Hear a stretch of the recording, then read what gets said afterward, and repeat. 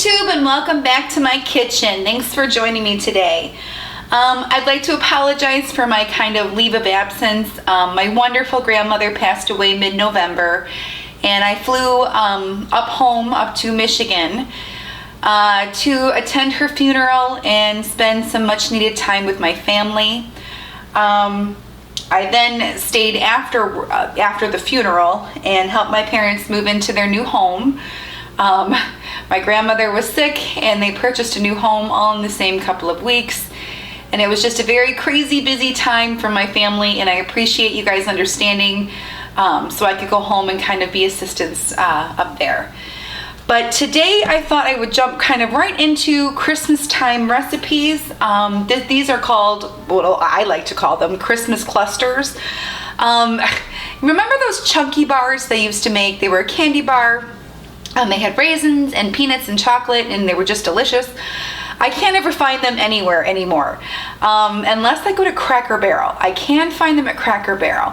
However, I've just kind of made like a variation of that, but these are kind of chunky bar inspired. You can certainly make them at other times of year rather than just Christmas, but I'm making them for Christmas, therefore Christmas clusters, that's what I'm going with. I have a 12-ounce bag of white chocolate chips, and I've prepared a double broiler here. I have my stock pot here warming with just about 3 inches of water, just enough to create some steam in there. And then I have a heat-safe bowl on top of my broiler, and I'm just going to put in my 1 bag of white chocolate chips and also a 12-ounce bag of milk chocolate chips. And I'm just going to kind of keep an eye on this, stir them together until they melt well. It shouldn't take too awful long. I'll try to speed up the process so that way it's not a long video. But just kind of keep an eye on them. Don't go anywhere. Stir often. You don't want your chocolate to burn. That's when we'll get kind of like a chalky texture. We don't want that. You don't want to go through all the work of making your own candy and then burn them. All right, I'm gonna let these melt, and I'm gonna show the melting process, so I'll speed it up.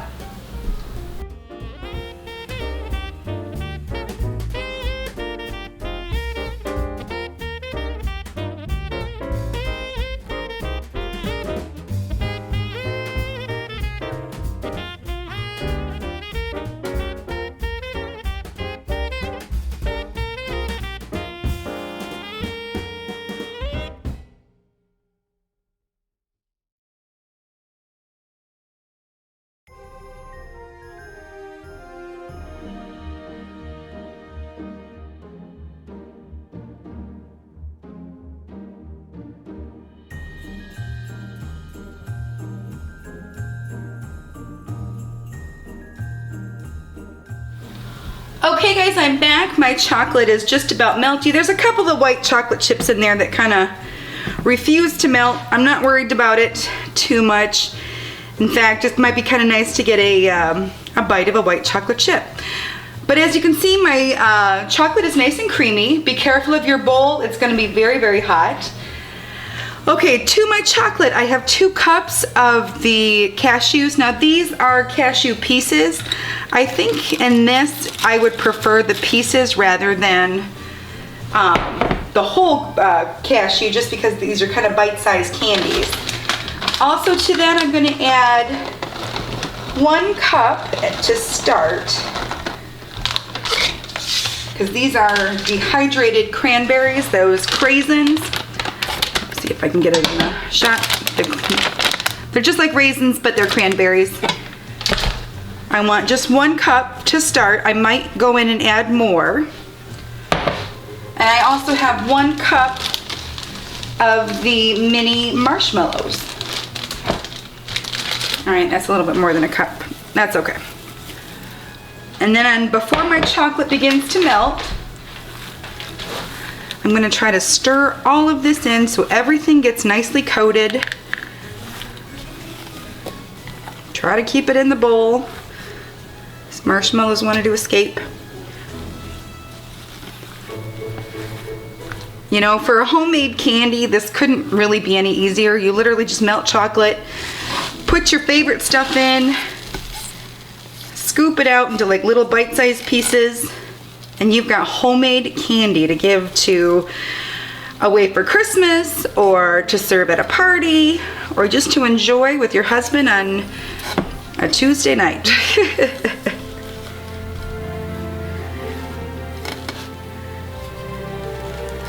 Try to get it all mixed well. It's gonna wanna fight you here at the end because there's just so much stuff in all that chocolate. And make sure you try to get all the ingredients incorporated so that way, you know, in every little cluster you've got a good bite of everything.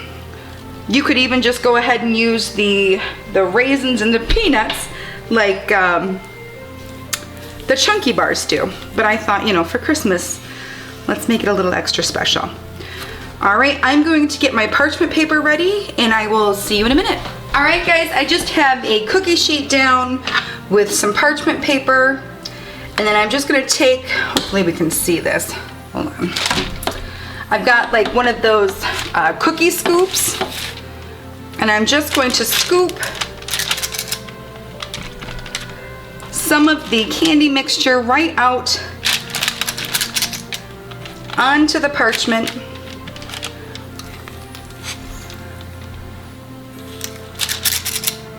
Just like that. And then to make them a Christmas or festive, I just have some sprinkles, and I'm going to sprinkle right on top before they set.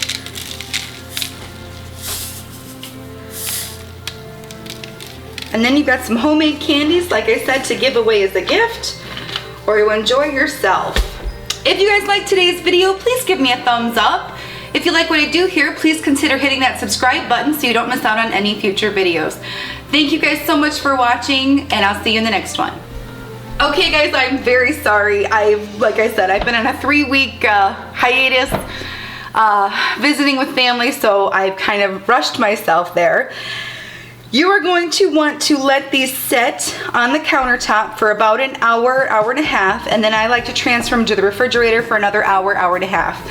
And at that point, they should be pretty well set, but you just want to be able to let them sit and cool, and so that they clump together, and then you can pick them up individually. Now that's the end of the video. I promise. I am so sorry, and I will see you in the next one.